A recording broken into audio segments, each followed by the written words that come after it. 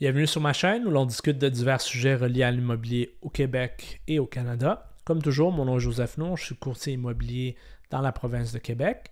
Et dans l'épisode d'aujourd'hui, on va parler des 5 phases ou étapes pour vendre votre propriété. Il y a beaucoup d'informations, donc je vais séparer ça en 5 vidéos. Et chaque vidéo, je vais me concentrer sur une des étapes. Aujourd'hui, je vais parler de la première étape, mais je vais quand même donner un aperçu des 5 étapes ou 5 phases. Avant que je débute le sujet d'aujourd'hui, comme toujours, si jamais vous cherchez à vendre ou acheter une propriété dans la ville de Laval, c'est là que je travaille. Vous pouvez me contacter, mes informations sur ma chaîne YouTube ou sur mon site web. Donc, sans plus tarder, on va commencer avec le sujet d'aujourd'hui. Comme j'avais dit, les 5 étapes pour bien vendre votre propriété. Donc, l'aperçu des 5 étapes. Moi, je les appelle des phases. Tout dépendamment à qui vous parlez, ils vont les présenter d'une façon différente.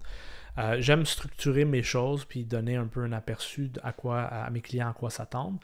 Donc, moi, je les ai séparés en 5 phases. Et j'ai plein d'informations sur mon tableau en arrière de la caméra. Donc, si vous voyez mes yeux un peu bouger de gauche à droite, c'est parce que je veux m'assurer que je ne rate pas de l'information importante que je vais vous transmettre. Donc, les 5 étapes, grosso modo, la première, c'est ce qu'on appelle la phase de planification. C'est là qu'on va planifier qu'est-ce qu'on va faire et définir un peu ses objectifs. Puis c'est un peu le sujet principal de la vidéo d'aujourd'hui. La deuxième phase, ce que j'appelle, excusez l'anglicisme, mais le go-to-market readiness. Dans le fond, c'est toutes les activités qu'on doit faire pour préparer la propriété à être mise sur le marché. Dans le fond, notre mise en marché. La troisième phase, c'est le market launch, comme on appelle. C'est la période où que la propriété va être sur le marché. Par la suite, la quatrième phase, c'est gérer les offres et les conditions. Les offres d'achat, on parle ici. Et la dernière étape, numéro 5, ça va être de finaliser la vente, donc la signature de l'acte de vente chez le notaire. Donc, sans plus tarder, on va commencer par la première phase, qui est la phase de planification. Il y a 4 choses importantes que vous allez devoir définir ou décider dans cette phase de planification-là. La première, qui est très importante, puis c'est quelque chose que vous devriez faire quand vous cherchez à prendre quelconque action, c'est de définir vos objectifs et le but. Donc, pourquoi vous cherchez à vendre? Est-ce que vous voulez déménager dans quelque chose de plus grand, quand on dit en anglais upgrade? Est-ce que vous cherchez à aller quelque chose de plus petit parce que vous avez plein d'enfants, les enfants ils sont tous sortis de la maison, vous n'avez plus besoin de la grosse maison, vous voulez aller en condo, peu importe. Est-ce que vous déménagez d'une ville à l'autre, vous voulez vous rapprocher de votre travail? Peu importe la raison, c'est important de la définir. C'est aussi important de savoir quel type de propriété que vous cherchez à acheter. Fait que acheter une maison comparativement à acheter une condo, c'est pas la même chose. Il y a différents aspects dans les condos que vous devez prendre en considération. J'ai fait une série de vidéos sur la copropriété, les condos. Il y a beaucoup d'informations que vous devez savoir. Fait que c'est important de savoir quel type de propriété. Est-ce que vous cherchez à acheter un plex? Il faut comprendre la dynamique avec les locataires et ainsi de suite. C'est aussi important d'avoir un peu les délais, fait que mettre des dates spécifiques à vos objectifs et à votre projet pour vous assurer que vous prenez les bonnes actions au bon moment, dans le fond. Fait que c'est vraiment, la première chose, c'est vraiment de prendre le temps et de définir c'est quoi ces objectifs. Comme quand on avait parlé, quand j'avais présenté les étapes pour bien acheter votre prochaine propriété, une des étapes, c'était de définir ses objectifs. Fait il faut les mettre sur papier et au clair, surtout quand vous cherchez à faire une transaction avec quelqu'un d'autre. Donc, si vous achetez ou vous vendez avec votre conjointe ou partenaire, ben, c'est important que les deux parties soient alignées, sinon ça fait juste ralentir la transaction et ça cause du stress pour aucune raison. Fait que c'est important de bien définir ses objectifs. Donc, ça, c'était la première chose. La deuxième, et souvent le gros débat, si vous voulez, c'est est-ce que vous devriez vendre par vous-même ou engager un courtier. Évidemment, moi, je suis courtier, fait que vous allez dire que je suis un peu biaisé. Fait que dans cette vidéo, je ne vais pas vous chercher à vous convaincre d'engager un courtier. Ce que je vais faire à la place, c'est pour aider un peu votre cheminement de pensée. Il y a 7 éléments que je vais vous présenter pour vous aider un peu dans votre réflexion. Fait que c'est des choses que c'est important de prendre en considération. Puis si vous jugez que oui, c'est cette chose-là, je les ai, ben allez-y, essayez de vendre par vous-même. C'est propre à vous. Donc, le premier élément pour vous aider dans votre processus de décision par rapport à si vous allez vendre par vous-même ou embaucher un courtier, c'est d'évaluer votre niveau de connaissance et d'expérience par rapport à l'immobilier en soi. Ça c'est l'immobilier, l'aspect mécanique. Quand je dis mécanique, c'est est-ce que vous savez c'est quoi une thermopompe? Est-ce que vous savez les types de chauffage? Vous savez le type de toit? On parle tout de la mécanique du bâtiment. Est-ce que vous avez un certain niveau de connaissance là-dedans? Est-ce que votre niveau de connaissance par rapport à la transaction immobilière et toutes les étapes, les aspects légaux, les formulaires, il y a beaucoup de formulaires, nous, en tant que courtier, qu'on doit remplir et aider nos clients. Fait que c'est vraiment de réfléchir d'évaluer, excusez-moi, votre niveau de connaissance sur tous ces aspects-là. Fait que moi, je peux pas, je ne vous connais pas, donc je ne sais pas c'est quoi vos niveaux de connaissance, mais c'est quelque chose qui est important d'évaluer pour prendre cette décision-là. Parce que souvent, la chose qui vient, c'est la commission. C'est toujours si vous voulez, l'enjeu, mais il y a plusieurs aspects à prendre en considération. Fait que ça, c'était le premier. Comme j'avais dit, c'est évaluer vos niveaux de connaissance et d'expérience par rapport aux transactions immobilières et la mécanique de l'immobilier. La deuxième chose, c'est évaluer le temps que vous avez. Fait que ça prend du temps. C'est un investissement en temps de vendre une propriété. Vous allez recevoir des appels, des courriels, des messages textes d'acheteurs potentiels. Ils vont avoir des questions. Des fois, ils vont dire qu'ils vont se présenter à 1 heure, puis ils ne se présentent pas. Des fois, ils ne vont pas répondre à votre courriel. Vous allez devoir faire un suivi. Fait que c'est vraiment de voir c'est quoi le type de travail que vous faites. Est-ce que vous avez le temps? Vous avez la disponibilité de pouvoir répondre à ces clients-là, puis de pouvoir présenter la propriété à des heures que peut-être que vous êtes au travail, je ne sais pas.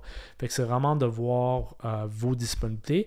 C'est un travail 7 jours sur 7, puis des fois, on reçoit des appels à 7 heures le matin, comme je reçois des textes ou des appels à 11 heures le soir. Fait que c'est vraiment à vous d'évaluer le temps que vous avez, que vous pouvez assigner à la vente de votre propriété.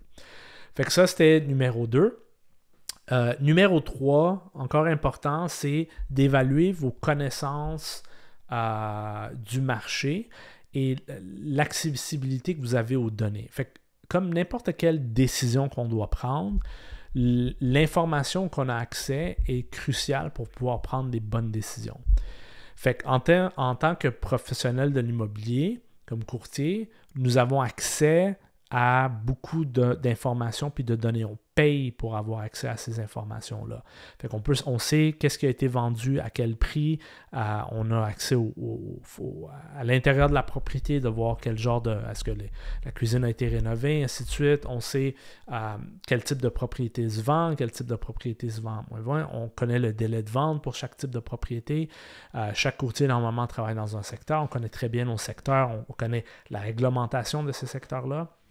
Fait que posez-vous la question, quel est vos niveaux d'accessibilité aux données de marché que vous avez?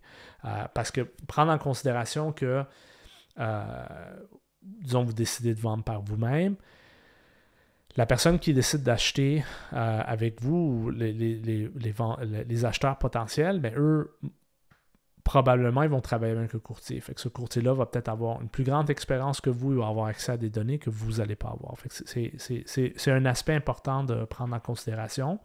Alors, comme j'ai dit, c'est d'évaluer les données sur le marché, toute l'information, le data, si vous voulez, par rapport aux transactions immobilières, évaluer l'accès que vous avez, l'information, puis jugez si c'est assez pour vous aider dans une des plus grosses transactions que vous allez potentiellement faire dans votre vie. Fait que, quelque chose à considérer.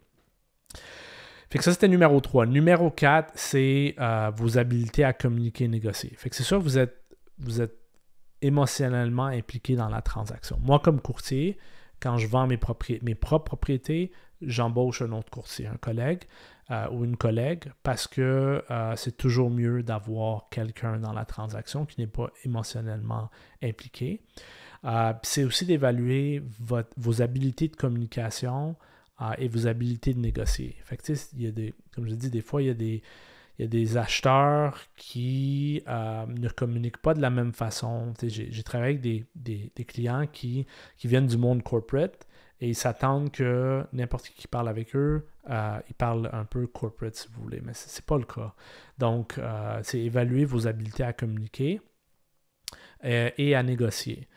Ça, c'est numéro 4. Numéro 5, comme je vous ai dit, les acheteurs potentiellement vont travailler avec des courtiers. La majorité des transactions à achat, il y a un courtier qui est impliqué dans la transaction. Donc, si vous décidez de vendre par vous-même, excusez-moi, bien, entendez-vous, s'il y a un courtier, bien, ce courtier-là, il va être plus expérimenté. Nous, on fait ça, c'est comme ça qu'on gagne notre vie, donc on en fait beaucoup plus de transactions que monsieur et madame qui vont vendre leur propre propriété, et on accède beaucoup plus d'informations et on a l'expérience. Donc, vous allez peut-être être désavantagé dans cette situation-là. Aussi très important, comme j'avais dit, souvent l'enjeu c'est la commission, mais il faut évaluer le risque et le bénéfice. On parle d'une transaction qui implique beaucoup d'argent et il y a beaucoup de documents légaux à remplir et une erreur peut vous coûter beaucoup d'argent. On voit souvent des poursuites, il faut aller sur Google faire des recherches, il y a des poursuites de 80 000, 100 000, 200 000 $. Ça se peut que ça se passe quelques mois après la transaction, 1 an ou 2 ans, des fois 5 ans, ils reviennent puis il y a des poursuites. Donc, nous, en tant que courtier, on a des assurances responsabilités qu'on doit payer. Donc, autant l'acheteur et le vendeur est protégé dans une transaction. Fait que c'est d'évaluer, encore une fois, votre tolérance au risque. Et ça revient à ce que j'avais dit plus tôt, vos niveaux de connaissance par rapport à la transaction immobilière, par rapport aux documents légaux et ainsi de suite.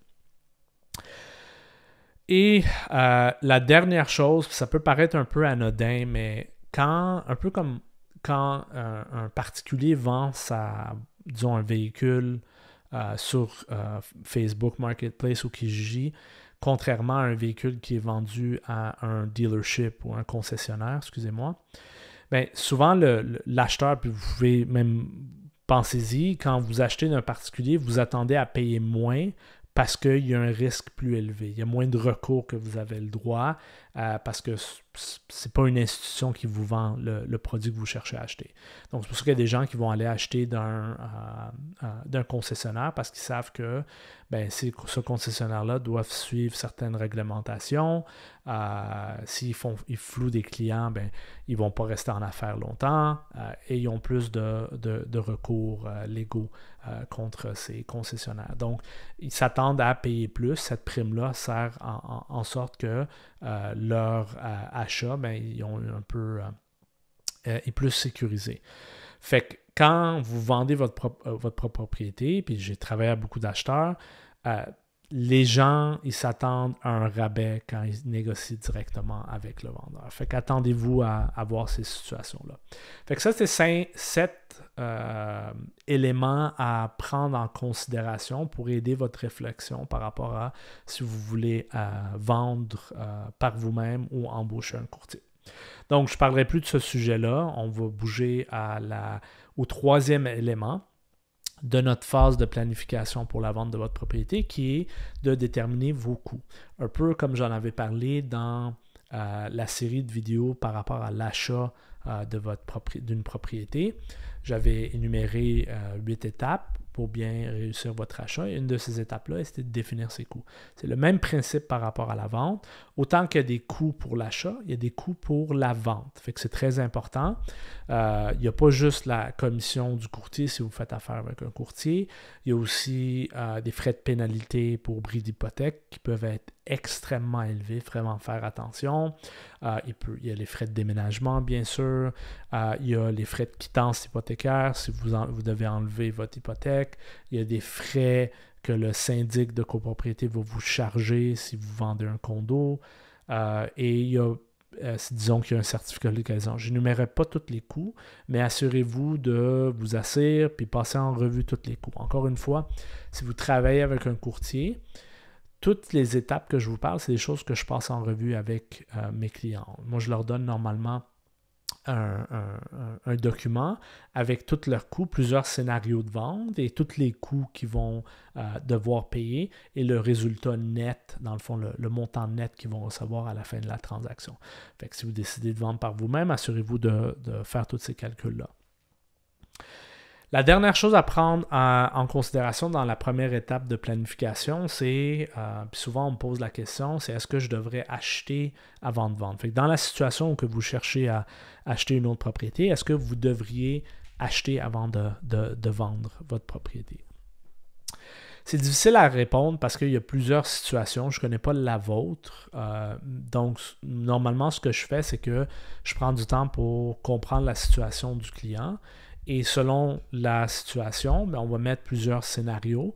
Et tout dépendamment du scénario que le client trouve plus avantageux pour eux ou ils sont plus confortables avec, c'est le scénario qu'on va aller.